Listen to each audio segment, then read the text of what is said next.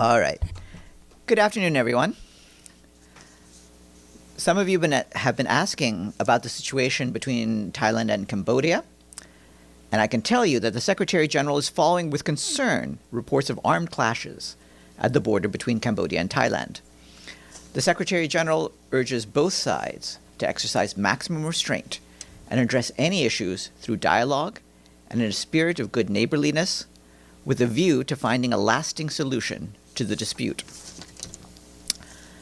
I want to flag that tomorrow morning at about 10 a.m., the Secretary General is scheduled to deliver remarks at Amnesty International's 2025 Global Assembly.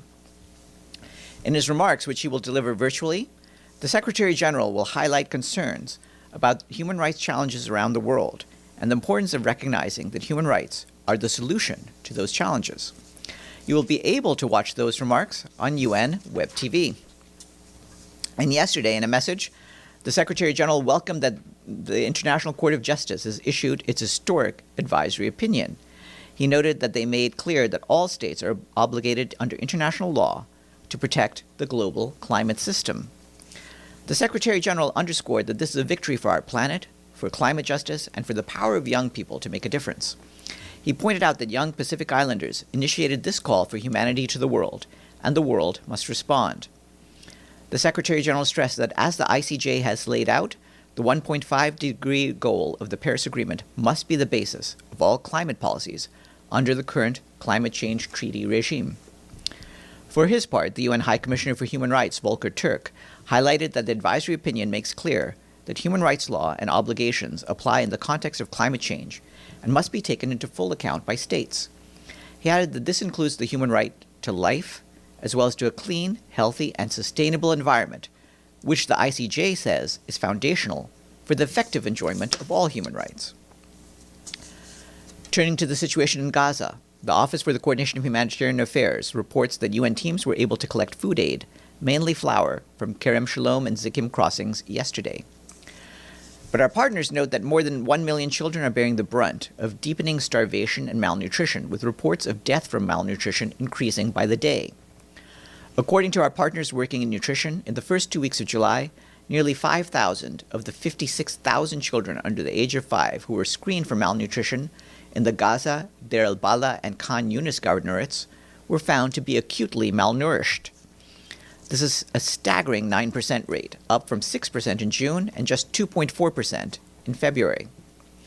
Today, UNRWA Commissioner General Philippe Lazzarini said that 1 in every 5 children in Gaza City is malnourished, according to the agency's latest findings. To give you some numbers on the facilitation of our movements inside Gaza, yesterday, out of 16 attempts to coordinate such humanitarian movements, only 8 were facilitated, including the collection and transfer of limited fuel. 2 other movements were initially approved but then faced impediments on the ground. 3 were outright denied, including the retrieval of medical supplies, and the remaining 3 had to be canceled by the organizers. OCHA and our partners emphasized that the aid that they have been able to bring into Gaza over the past 2 months is nowhere near sufficient to meet people's survival needs.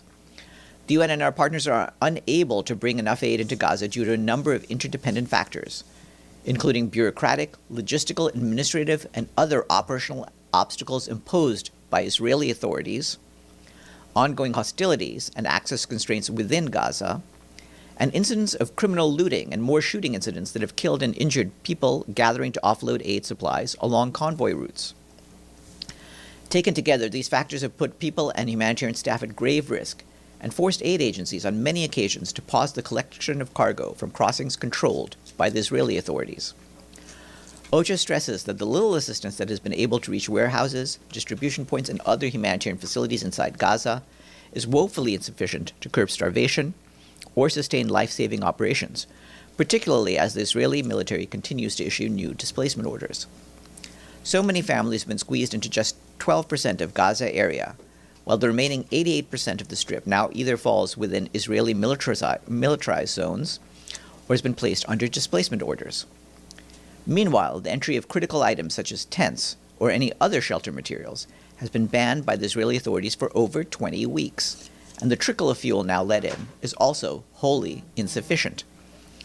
Our colleagues on the ground, who themselves are affected, displaced, and going hungry, insist on staying and providing life-saving assistance. They, like the rest of the UN, continue to call for a ceasefire and an end to the devastation. And I'd like to make a clarification to something we said yesterday when we stated that 220 mothers died in Gaza from January to June 2025.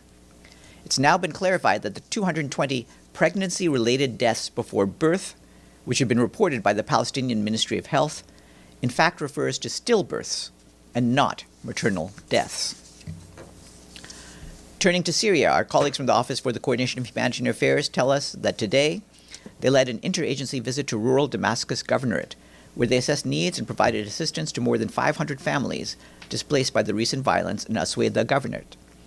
They visited the Saida and Zainab community, and in the coming days, OCHA is also planning to visit Daraa Governorate, where humanitarians are working to support tens of thousands of displaced people. In Asweda yesterday, the supplies brought in on the second convoy from the Syrian Arab Red Crescent are being distributed.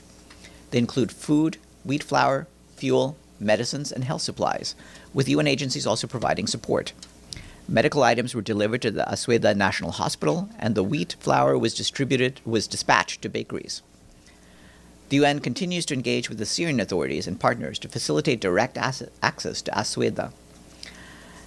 In rural Damascus and Daraa, our partners are scaling up protection services for displaced people, including psychosocial first aid and case management support for children. Community centers and mobile teams are providing legal and medical referrals. In rural Damascus, Daraa, and Asweda governorates, more than 1,600 dignity kits have been distributed to displaced women and girls, with our partners also providing recreational activities, awareness sessions on gender-based violence, and support for women and children. The peacekeeping mission in the Democratic Republic of the Congo, MONUSCO, strongly condemns the resurgence of violence in the Ituri province, which has resulted in the deaths of dozens of civilians. The mission is especially concerned by the repeated and deadly attacks carried out by the ADF, the Allied Democratic Forces, which have claimed the lives of 82 civilians in the provinces of Ituri and North Kivu. MONUSCO also condemns the attacks on civilians that occurred earlier this week in Jugu territory, as well as the looting and desecration of the Catholic parish of Lopa, attributed to the Codeco armed group. MONUSCO encourages provincial authorities to continue promoting dialogue among all communities in Ituri to reduce tensions. The mission reaffirms its unwavering commitment to dialogue, social cohesion, and the search for sustainable solutions for peace in eastern DRC. Our peacekeeping colleagues remain fully engaged alongside Congolese authorities and local communities to de-escalate tensions, protect civilians, and support stabilization efforts in affected areas. Turning to Sudan, the Office for the Coordination of Humanitarian Affairs is alarmed by the ongoing violence against civilians in the Kordofan region. In West Kordofan State, a professional association of Sudanese doctors reported yesterday that an attack on the Brima Rashid area, north of An-Nahud town, killed some 30 people and seriously injured more than 40 others. Reports from the ground indicate that fighters entered the center of the village in combat vehicles and opened fire indiscriminately on homes and a market. Women, children, and older people are reportedly among the casualties. Medical sources say that many of the wounded need urgent surgical care.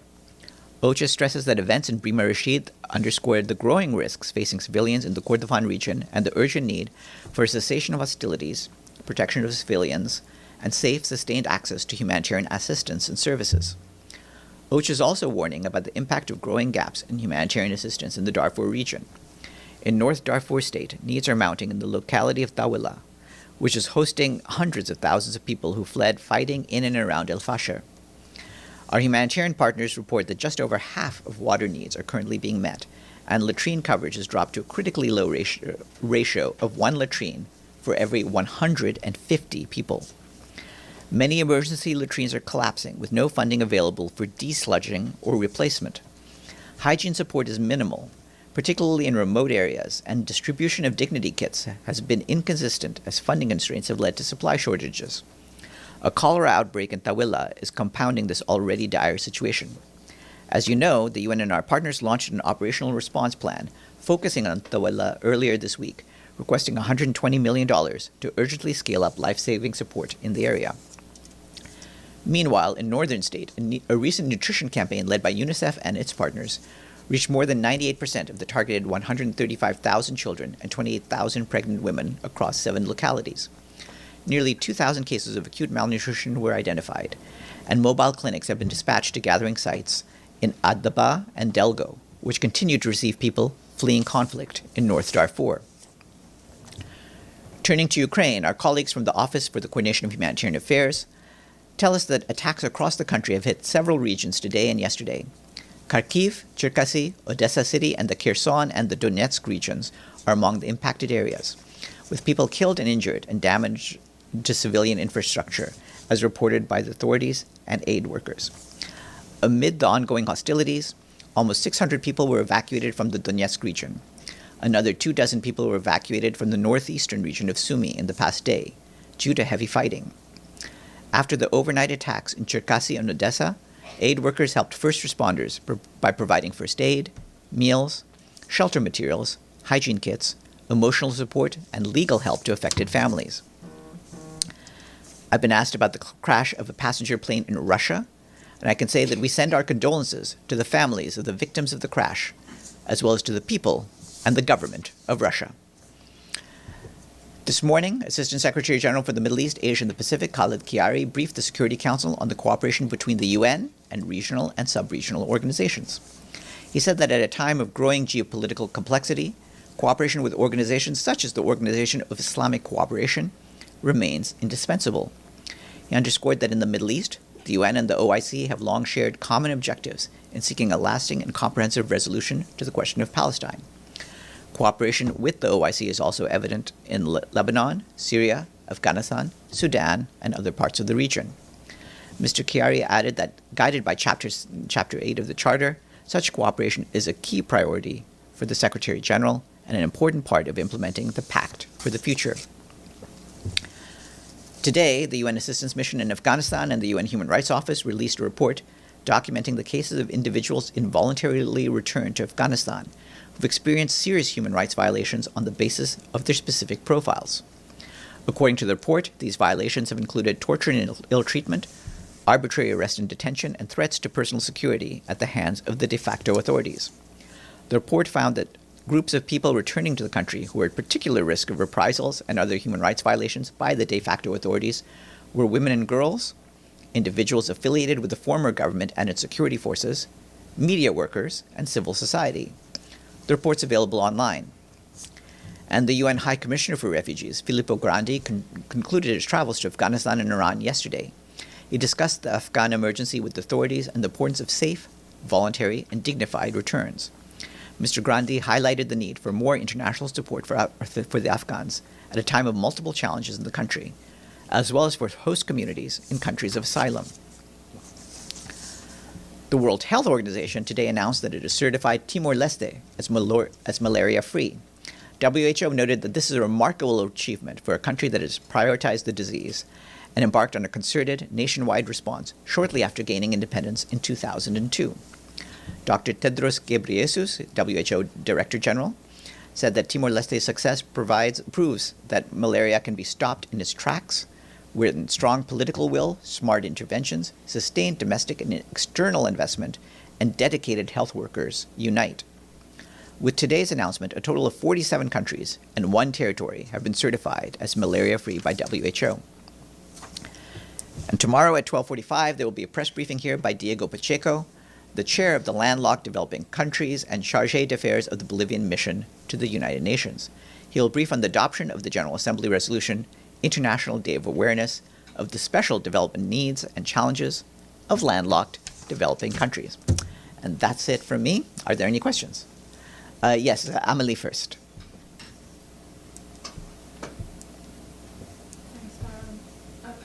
Next week, the GA is holding the conference on the Palestine issue and the two-state solution. What is the message of the Secretary General ahead of the conference? Well, the Secretary General has made clear that it's important that the prospects of a two-state solution be supported and energized. This is the only workable solution for the people of Israel and Palestine, and he welcomes efforts to re-energize that process. And of course, he will speak to you at that conference. Deshi, and then Gabriel. 2 things. First, Israeli parliament approved a bill on the West Bank, suggesting that it's the land of Jewish people.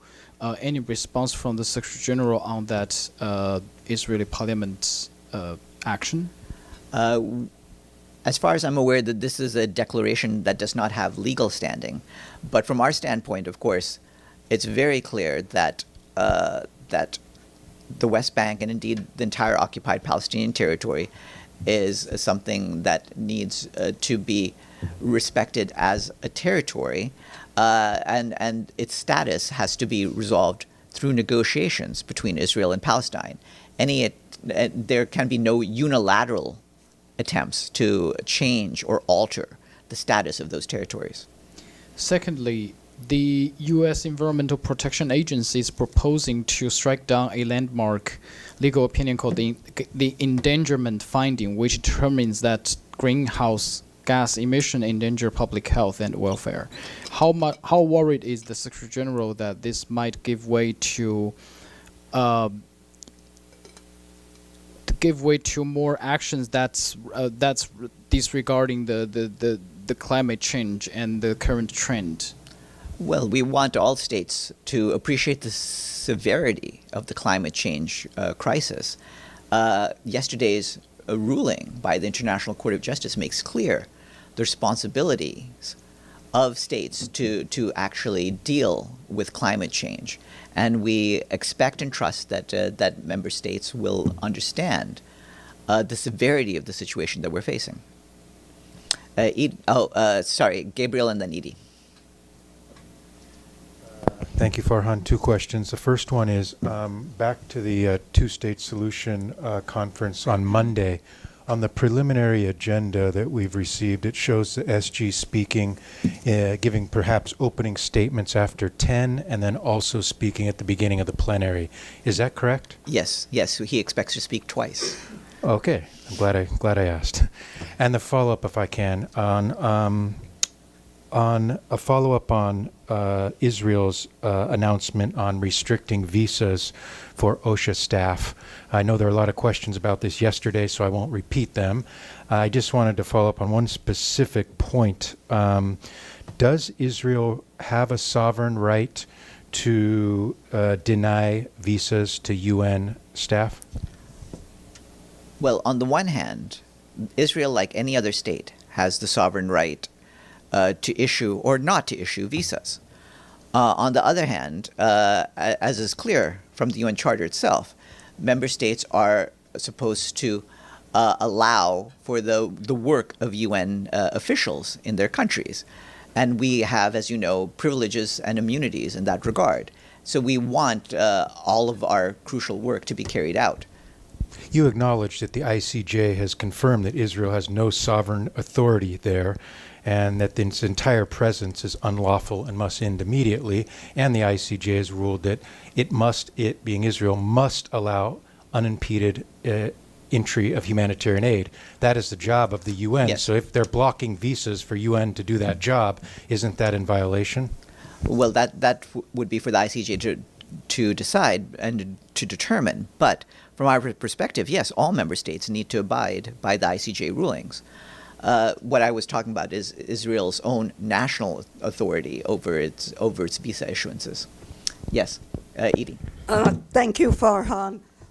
Four major news organizations, the Associated Press, Agence France Presse, Reuters, and the BBC, issued a joint statement today saying that their journalists in Gaza are starving.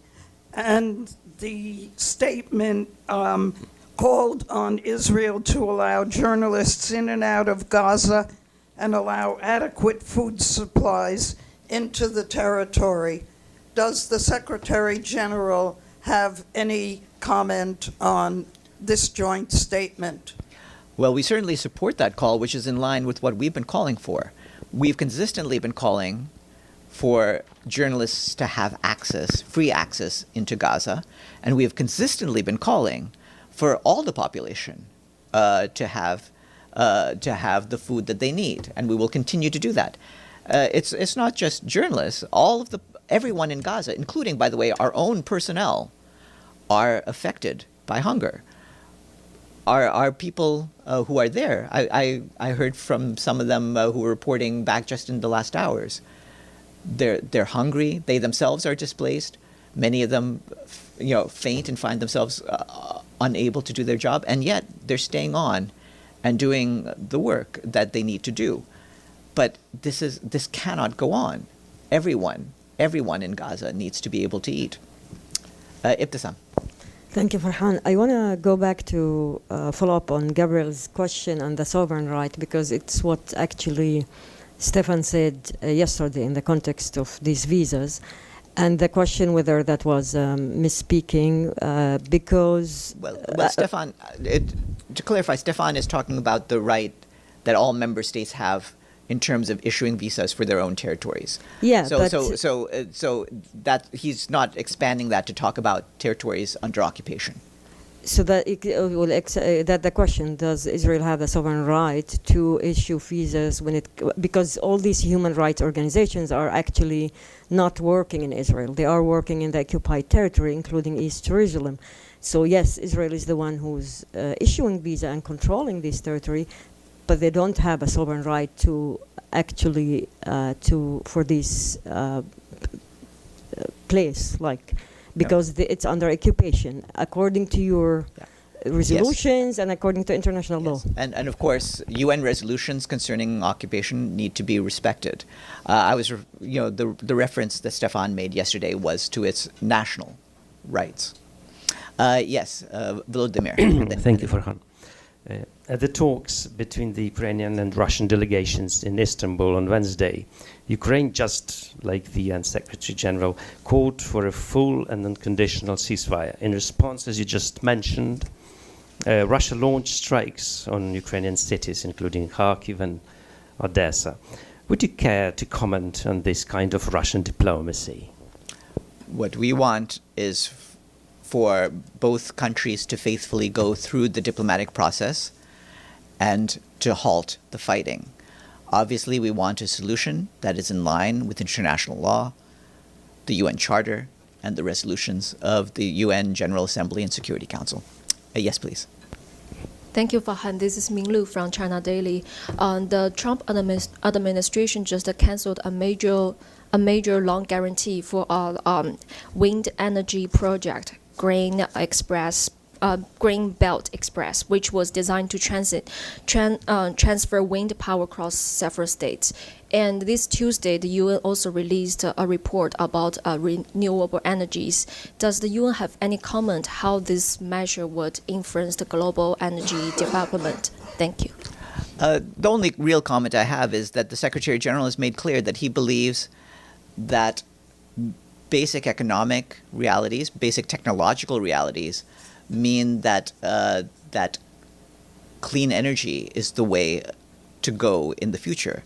And therefore, over time, simply relying on the old system of fossil fuels will not be profitable for countries, will not be profitable for businesses, and he believes that they will ultimately have to shift towards clean energy. Yes, please, Alex. Thanks, Farhan. First of all, on the escalation between Thailand and Cambodia, do you have any UN personnel in that region?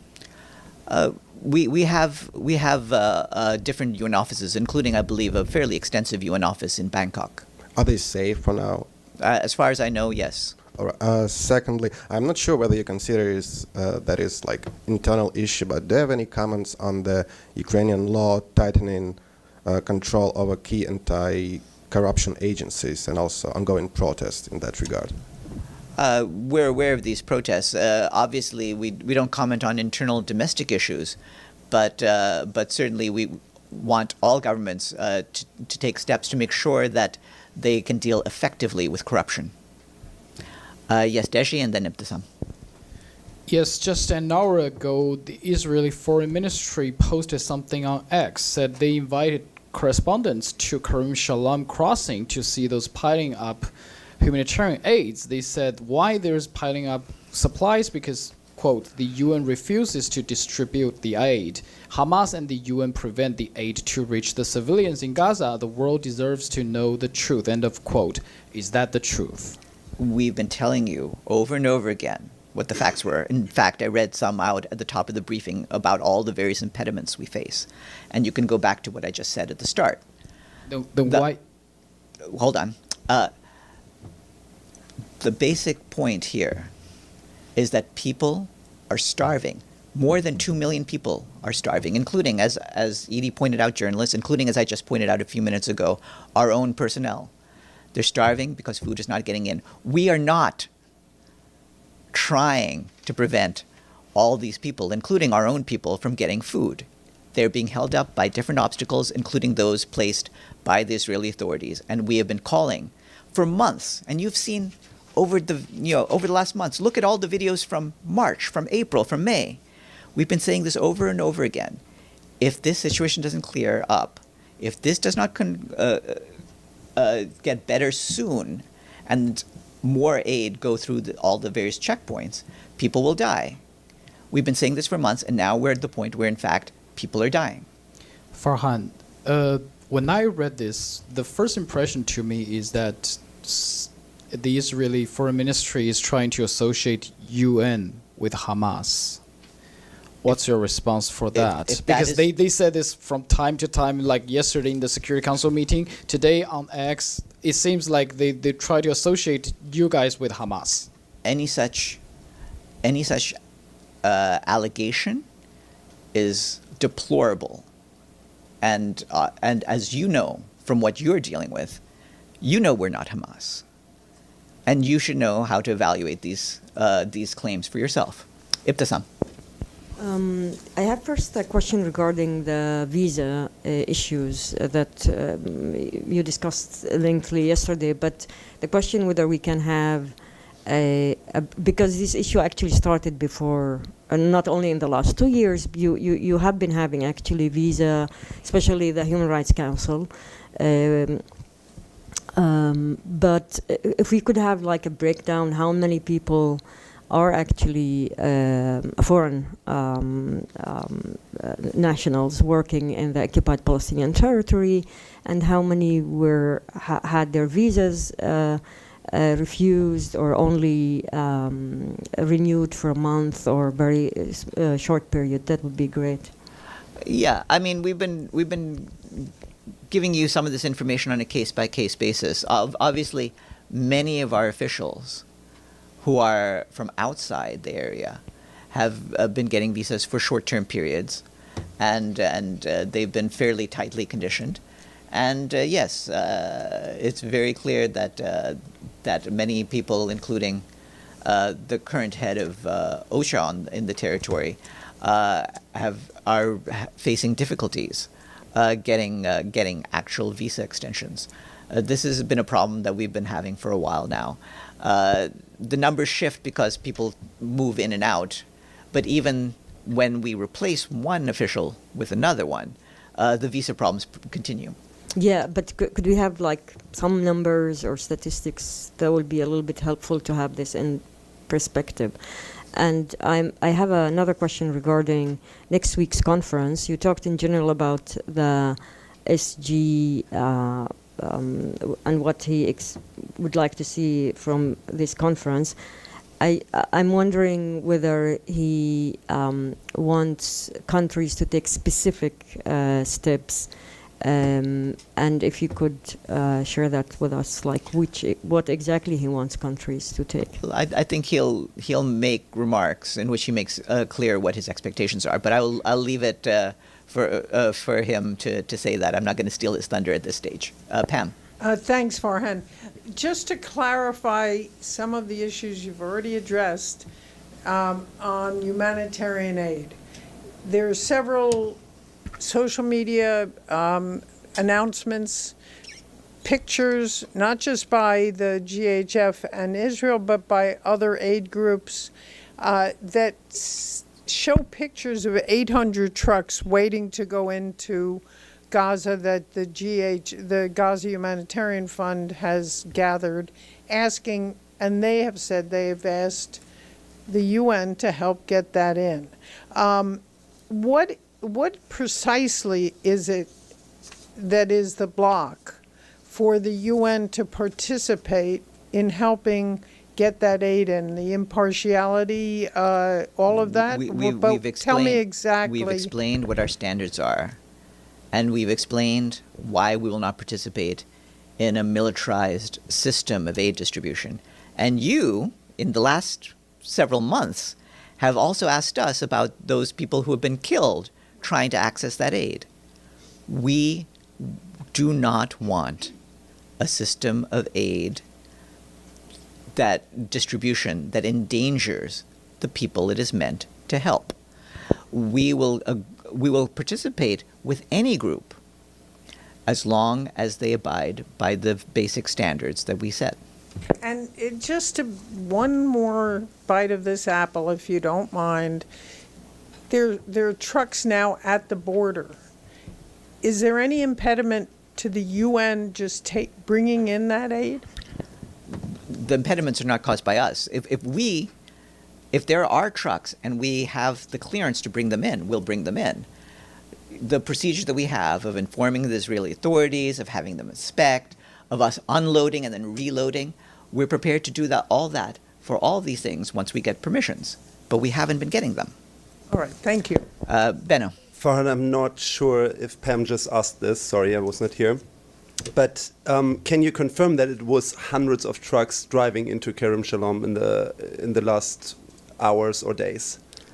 Well, what I said at the start of this is at the start of this briefing is that we did confirm that UN teams were able to collect food aid, mainly flour, from the Kerem Shalom and Zakim crossings yesterday.